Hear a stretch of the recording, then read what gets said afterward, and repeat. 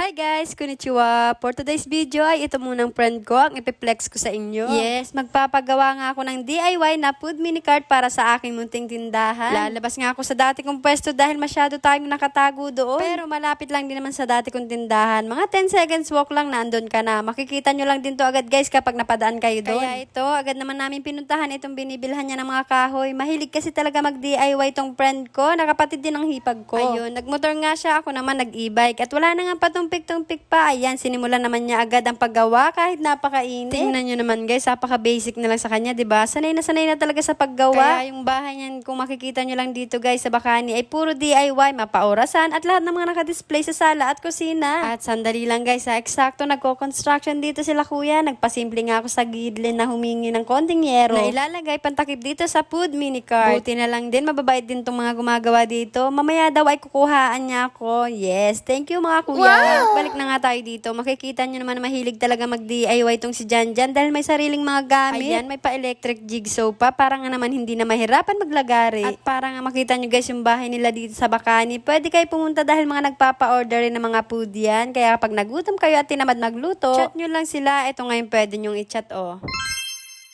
At muntik ko pang makalimutan guys, around La Mesa Street lang po pala to. Kaya yung mga kaibigan ko dyan at mga kapitbahay, baka magutom kayo at biglang tamarin magluto. Meron po sila ditong chowpan, siomai, nuggets. Tingnan nyo na lang to guys. At dito nga lang sa Bacani Compound, room number 5. Hindi lang magaling mag-DIY tong friend ko, magaling din magluto yan. Lalo magtimpla ng gin. What? Char! Nakikita nyo na ba guys, unti-unti nang nabubuo ang DIY food cart. Napakadali lang gawin para sa kanya, 'di ba? Nilagyan niya na nga rin ng lagayin sa baba. Tapos maya-maya ay tatakpan niya na rin ng yero yan. Yung batang taba ching-ching hindi natutulog, pinalabas na lang tuloy ng tatay niya.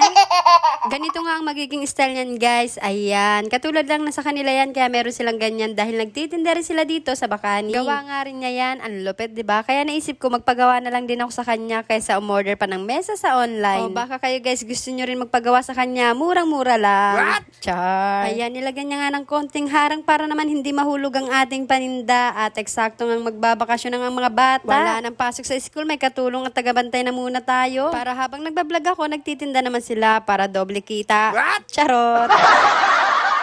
Kawawa naman tong isa, pawisan nakakamartilyo. Sabi ko nga ano gusto niya inumin, gin, MP o Red Horse. Abay, apakabait, tubig na lang daw. Wow! At ayan nga yung maliit na pinapatungan nila ng kalandi uling, binigay niya na lang sa akin. Gagawa na lang daw siya ng bago dahil masyado nga daw mababa itong nagawa niya. Medyo nahihirapan daw siya kapag nagluluto, masyado daw nakayuko. Kaya sabi ko yung tira sa kahoy na binili namin ay pamalit na lang dito sa binigay niya. At ayan na nga, alright, nandito na nga yung yero na binigay nila kuya na kinuha pa nila sa baba. Maraming salamat po ulit. Ito nga si Janjan, lalagyan niya nga ng harang yung lagayan ng gasol para in case na humangin, hindi mamatay yung apoy habang nagluluto. At ito naman si Kuya Alan, tumulong na din siya nga yung maghahati ng yero. Inaalis niya lang yung kahoy para hindi sagaban. Buti na lang talaga yung araw na to ay day off ang mga person, kaya nagkaroon kami ng time magpagawa sa kanila. Pakaswerte naman talaga ng inday nyo. Dahil hindi kaya ng gunting sa yero, ginamit na nga itong pangmalakasang grinder. Buti na lang at natuto na rin gumamit itong si Kuya Alan. Nilalagay na nga nila yung yero. Alam nyo ba guys kung bakit yero na lang ang nilagay dito? Sayang din naman kasi gagastos ka pa, marami naman yero dito na nakatambak sila kuya. What? Char! Malapit na nga matapos to guys. Yung mga customer natin dyan, antay lang po kayo ha. At syempre, bago pa nga matapos tong aking mini vlog, don't forget to follow, like, and share. Thank you for watching. Bye-bye!